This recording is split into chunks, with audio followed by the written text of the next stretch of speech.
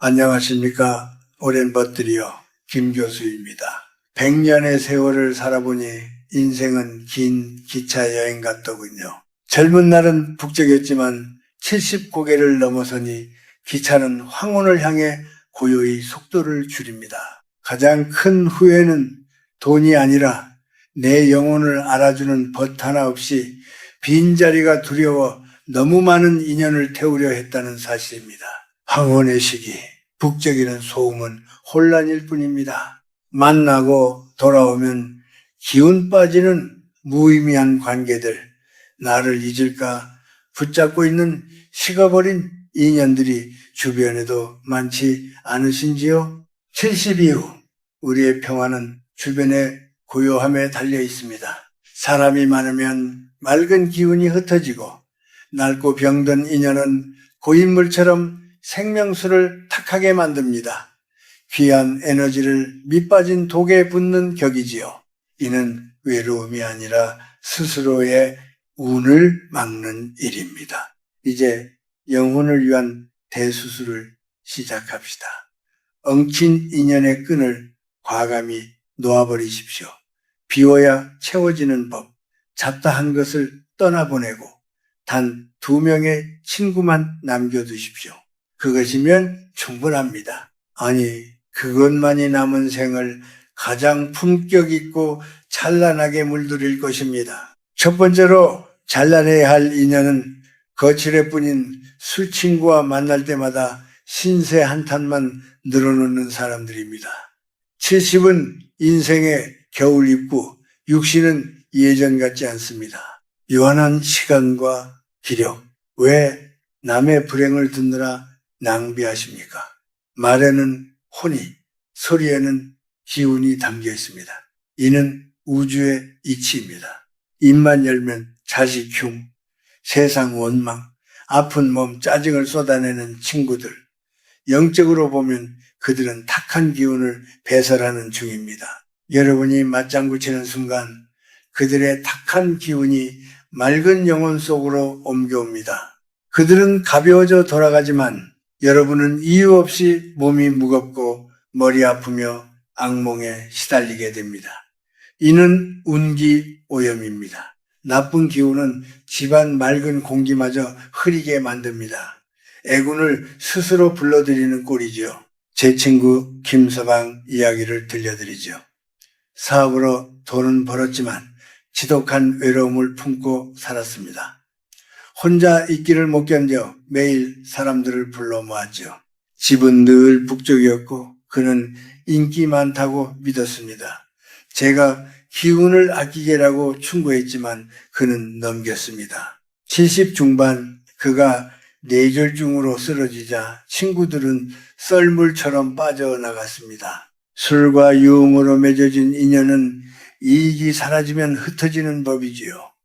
병문안 갔을 때 그 화려했던 집은 무덤처럼 차갑고 고요했습니다. 앙상하게 마른 그가 제 손을 잡고 울며 말하더군요. 교수님, 내가 헛살았습니다. 내 몸 하나 돌볼 기운을 남겨두지 않았습니다. 그는 평생 남들의 감정 쓰레기통 노릇을 하느라 생명력을 다 써버렸고 쓸쓸히 눈을 감았습니다. 여러분은 어떠십니까? 전화번호부에 의무감으로 남겨둔 이름들이 있지 않습니까? 노년의 에너지는 양동이의 물과 같습니다. 늙어서는 한 방울도 귀합니다. 의미 없는 모임, 세면칠의 식사, 시간 때우기, 관계, 이 모든 것이 양동이의 구멍을 뚫는 짓입니다. 건강, 복록, 자손에게 물려줄 생기까지 줄줄 새어나가지요. 오늘부터 실천하십시오. 이는 비정함이 아니라 영혼을 보호하는 숭고한 결단입니다. 하소연하려는 친구가 있다면 요즘 기도가 필요해 마음을 비우고 싶네 라고 말하고 거리를 두십시오. 기분 좋아지는 사람이 아니라면 과감하게 정리하십시오. 집은 사원처럼 정갈해야 합니다. 나쁜 말을 뱉고 기운 빼앗는 사람을 들이지 마십시오. 운명은 누구와 시간을 보내느냐에 따라 결정됩니다. 부정적인 사람 하나가 노년을 병들게 할 수 있습니다. 껍데기는 가라앉게 두고 알맹이만 남기십시오. 그래야 남은 생에 맑고 향기로운 복이 깃들 것입니다. 두 번째로 목숨 걸고 지켜야 할 인연은 늙은 배우자 혹은 평생을 함께해온 영혼의 동반자입니다. 비워낸 자리에 가장 먼저 모셔야 할 귀인은 멀리 있지 않습니다. 지금 등 돌리고 누워있는 그 사람, 밥상 머리에서 잔소리한다고 구박했던 바로 그 사람입니다. 많은 노인들이 범하는 어리석은 실수는 남에게는 관대하면서도 배우자에게는 가혹하리만큼 인색하다는 것입니다. 지겨워 죽겠다는 말을 달고 살지요. 제 지인 중 박 회장 이야기를 들려드리지요. 밖에서는 호탕한 사업가였지만 집안에서는 폭군이 따로 없었습니다. 늙어가는 아내를 무시하기 일쑤였지요. 그는 자신의 성공이 오로지 자신의 능력 덕분이라 믿었습니다. 그러던 어느 날 평소처럼 아내에게 소리쳤는데 대답이 없었습니다. 부인이 부엌에서 심장마비로 세상을 떠난 것입니다. 박 회장은 처음에는 자유라 여겼을지 모릅니다. 그러나 진짜 재앙은 그때부터 시작되었습니다. 아내가 떠나고 1년 뒤 제가 그의 집을 방문하고는 놀랐습니다. 그 화려했던 집안의 온기는 온데간데 없고 폐가처럼 썰렁한 냉기만 가득했습니다. 박 회장은 10년은 더 늙어버린 몰골로 멍하니 앉아 있었지요. 그가 떨리는 목소리로 말했습니다. 교수님, 집안에 해가 져버렸습니다. 그 사람이 없으니 내 재산, 내 명예 다 휴지 조각이 더군요. 아내가 떠난 후 자식들과의 발길도 끊겼고 보이지 않는 질서가 무너지며 소송까지 휘말려 있었습니다. 아내가 집안복을 붙들던 기둥이었음을 뼈저리게 깨달은 것입니다. 하지만 이미 버스는 떠난 뒤였습니다. 여러분, 부부란 무엇입니까?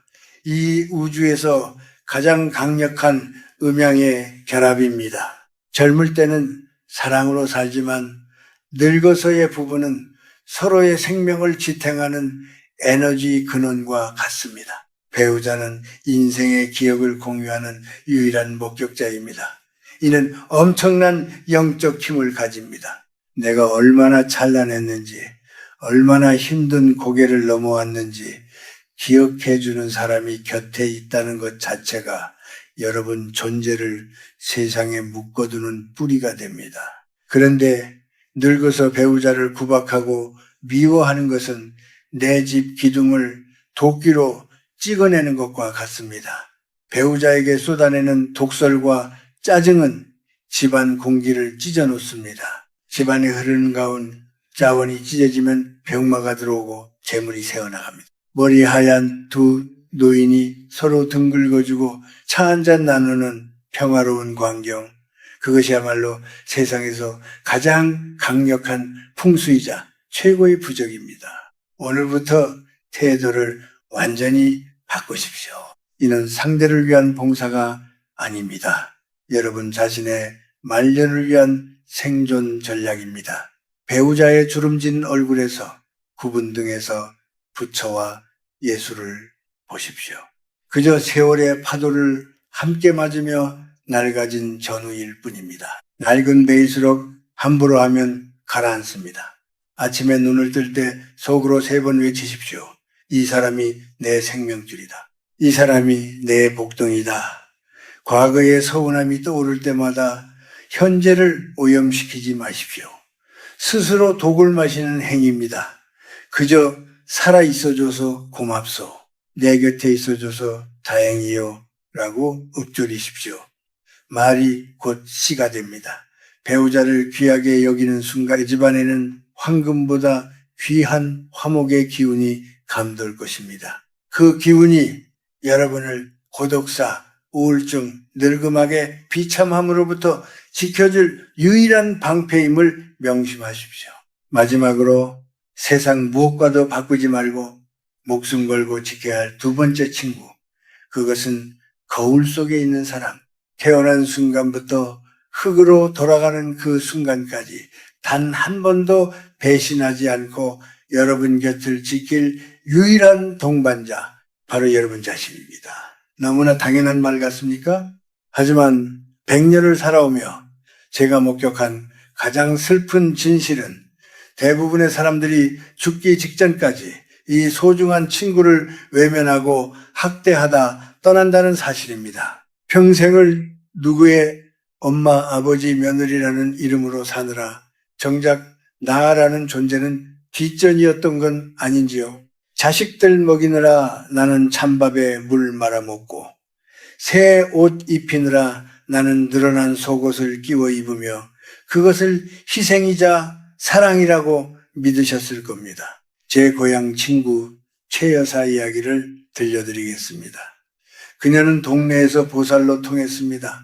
평생 남편의 술주정을 받아주고 시부모 병수발을 들고 아들 둘을 키워냈습니다. 입버릇은 늘 나는 괜찮다 였습니다. 자신의 몸을 돌보는 것을 사치라 여겼고 감정을 살피는 것을 죄라 여겼습니다. 70의 남편을 먼저 보내고 편히 살아보려던 그때 위암 말기 판정이 내려졌습니다. 평생 키운 아들들은 병원비 문제로 다투기 시작했고 어머니는 왜 건강관리도 안 해서 우리에게 짐을 지우시냐며 짜증을 냈습니다. 병실에 누워 앙상하게 마른 최 여사가 죽기 며칠 전 제 손을 잡고 피를 토하듯 말했습니다. 교수님, 나는 자식들이 나를 버린 게 슬픈 게 아닙니다. 나를 가장 먼저 버린 사람은 바로 나 자신이었어요. 내가 나를 귀하게 여기지 않는데 누가 나를 귀하게 여겨주겠습니까? 내 몸한테 너무 미안해서 눈물이 멈추질 않아요. 그녀는 평생 자신을 하녀처럼 부려먹었고 결국 영혼도 그녀를 떠나버린 것입니다. 이것은 우주의 냉혹한 법칙입니다. 여러분의 육체는 영혼이 머무는 성전입니다. 이 성전을 청소하지도 좋은 음식을 공양하지도 않고 늘 못났다, 늙었다, 아프다며 자책의 화살을 쏘아대면 어떻게 되겠습니까? 자신을 학대하는 마음은 강력한 살기가 되어 내면의 생명력을 파괴합니다. 내가 나를 홀대하면 몸을 감싸는 보호막인 오라가 찢어집니다. 그 틈으로 병마와 가난, 고독이 들어오는 것이죠. 많은 노인들이 겪는 원인 모를 통증과 우울증은 오랫동안 무시당한 내면의 아이가 질러대는 비명소리입니다. 그러니 오늘부터는 삶의 방식을 완전히 뒤집으십시오. 마음가짐의 혁명이 필요합니다. 진정한 건강은 약병 속에 있지 않습니다. 마음의 고요와 자존감에서 나옵니다.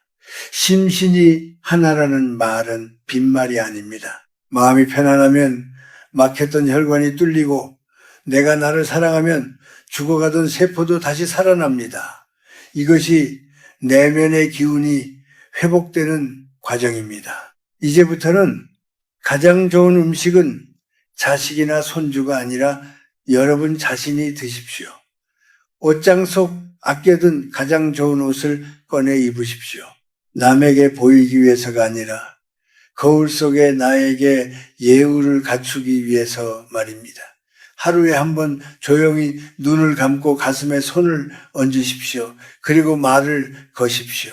70년, 80년 긴 세월 동안 험한 세상을 버텨내느라 고생한 심장에게, 닳아버린 무릎에게, 주름진 손에게 진심으로 사과하고 감사하십시오. 고생했다. 미안하다. 그리고 사랑한다. 이렇게 자신과 대화하는 시간, 이것이야말로 세상에서 가장 위대한 기도이자 최고의 수행입니다.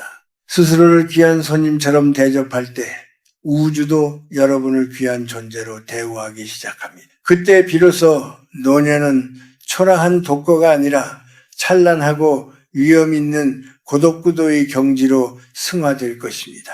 자신과 친해진 사람은 외롭지 않습니다. 그 충만한 내면의 힘이 여러분을 마지막 순간까지 평안하게 지켜줄 것입니다. 이것이 제가 100년을 살아보고 얻은 가장 큰 깨달음입니다. 자, 이제 마음의 방향을 완전히 돌려야 합니다. 움켜쥐려 했던 모든 안간힘을 내려놓고 진정한 평안으로 들어가는 문을 열 때입니다. 제가 드리는 마지막 처방은 바로 빼기의 미학입니다. 인생 전반전이 더하기였다면 70 이후 후반전은 철저한 비움의 기술에 달려 있습니다. 많은 분들이 다 버리고 나면 허전하지 않겠습니까? 하고 불안해합니다. 하지만 기억하십시오. 그릇은 비어 있어야 무언가를 담을 수 있습니다. 꽉 찬 컵에는 귀한 차를 부어도 넘쳐 흐를 뿐이지요. 불필요한 인연, 묵은 물건, 부질없는 욕심으로 가득 차 있으면 노년에 필요한 맑은 생기와 복록이 들어올 자리가 없습니다. 지금 당장 전화기를 켜십시오. 지난 1년 동안 목소리를 섞지 않은 이름들, 체면 때문에 남겨둔 이름들을 과감하게 지우십시오. 인연을 끊는 것이 아니라 엉킨 실타래를 잘라내 기운 소통을 원활하게 만드는 풍수와도 같습니다. 만나지 않아도 되는 모임, 내키지 않는 술자리를 단호하게 거절하십시오. 아니오는 남은 시간을 보호하는 가장 품이 있는 방패입니다. 관계의 가지치기를 할수록 영혼이 숨쉴 여백은 넓어집니다. 그 텅 빈 공간이야말로 하늘의 복이 내려앉는 뜰이 될 것입니다. 가장 중요한 것, 고독을 바라보는 눈을 바꾸십시오. 외로움과 고독은 하늘과 땅 차이입니다.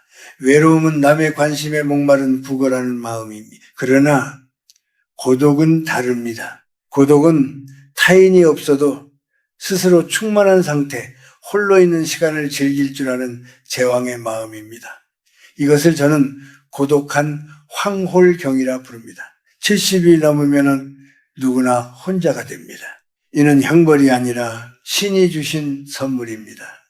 젊은 날의 소란스러움이 사라진 뒤에야 비로소 들리는 소리들이 있습니다. 아침에 홀로 차를 우리며 피어오르는 김과 창밖구름을 지켜보는 그 순간 여러분은 혼자가 아닙니다. 거대한 대자연과 마주 앉아 대화를 나누는 것입니다. 무라일체, 나와 세상이 하나가 되는 경지이지요. 시끄러운 껍데기들을 다 벗어버리고 오직 나의 숨소리에만 귀 기울이는 고요함 속에서 진정한 자유를 맛보게 될 것입니다. 사람이 없음을 한탄하지 마십시오. 번잡한 인간 세상을 떠나 내면의 고요한 암자를 짓고 왕처럼 군림하십시오. 비우고 홀로 서십시오. 그때 노년은 그 어떤 보석보다 찬란하게 빛날 것입니다. 사랑하는 벗들이여 60, 70 그 이상의 나이는 결코 인생이 저무는 슬픈 결말이 아닙니다. 오히려 남의 눈치를 보느라 입던 고추장스러운 옷들을 벗어던지고 가장 나다운 모습으로 돌아갈 수 있는 황금 같은 시기입니다. 노년의 행복은 채우는 데서 오는 것이 아니라 불필요한 것을 비워내는 비움의 미학에서 완성됩니다. 부디 홀로 있는 시간을 두려워 마십시오. 그 고요함 속에서 자신과 대화하십시오. 남들의 목소리가 사라진 그 자리에 비로소 내면의 지혜가 차오를 것입니다. 그 고독한 황홀경을 즐길 줄 아는 사람이야말로 진정한 어른입니다. 스스로를 귀한 손님처럼 대접하십시오. 집에 혼자 있다고 대충 끼니를 때우지 마십시오. 찌그러진 냄비째로 드시거나 짝이 맞지 않는 그릇에 담지 마십시오. 가장 아껴두었던 예쁜 그릇을 꺼내 정갈하게 담아 드십시오. 혼자 있을 때도 낡고 늘어난 옷 대신 단정하고 깨끗한 옷을 입으십시오. 내가 나를 하찮게 대하면 세상의 운기도 나를 하찮게 여겨 비켜갑니다. 반대로 내가 나를 귀빈으로 대우하면 우주의 좋은 기운도 여러분의 뜰 안으로 모여듭니다. 자존감이야말로 말년의 운명을 바꾸는 가장 강력한 부적입니다. 오늘 밤 작은 숙제 하나를 드리겠습니다. 잠자리에 들기 전 딱 10분만 텔레비전을 끄고 전화기를 내려놓고 고요히 앉아보십시오. 마음속으로 두 번의 감사를 전하십시오. 첫 번째는 믿고 곱고를 떠나 내 인생 긴 여정을 함께 해주었던 배우자에게 혹은 기억 속에만 존재하는 그 사람에게 함께 해줘서 고마웠소라고 전하십시오. 그 용서와 감사가 가슴에 맺힌 응어리를 풀어줄 것입니다. 두 번째는 70년, 80년 모진 풍파를 견디며 단 한순간도 멈추지 않고 뛰어준 여러분 자신의 심장에게 그리고 이 늙고 병든 육체에게 정말 고생 많았다. 버텨줘서 고맙다라고 쓰다듬어 주십시오. 인생은 흐르는 물과 같습니다. 거센 계곡을 지나온 물일수록 하류에 닿으면 더욱 깊고 넓고 고요하게 흐릅니다. 여러분의 남은 생이 그 잔잔한 강물처럼 평화롭기를, 세상의 짐을 모두 내려놓고 오직 나 자신과 나의 반쪽 이 두 벗과 함께 가장 아름다운 석양을 맞이하기를 간절히 소망합니다. 부디 오늘 밤은 지나간 일에 대한 후회도 오지 않은 내일에 대한 불안도 모두 내려놓으십시오. 우주의 따뜻한 품 안에서 어린아이처럼 곤히 주무시길 바랍니다. 여러분의 밤이 평안하기를 기도합니다. 저는 김 교수였습니다. 감사합니다.